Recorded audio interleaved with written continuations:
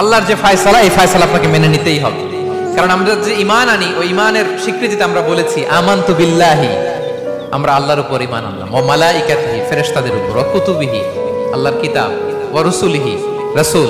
এরপরে কি বলি? ওয়া বিল কদরি খাইরিহি ওয়া শাররিহি মিনাল্লাহি তাআলা, ভাগ্যলিপির উপর আমরা ঈমান আনি।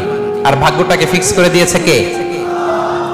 বিষ্ণু ইসা ইসলাম যখন দোয়া করতেন তিনি বলতেন মাদিন ফিয়া হুকমুক আদলুন ফিয়া কাদাউক, আল্লাহ তুমি আমার ব্যাপারে যে ফয়সালা নিয়েছো এটাই ইনসাফ, এটাই জাস্টিস, এর চেয়ে বড় জাস্টিস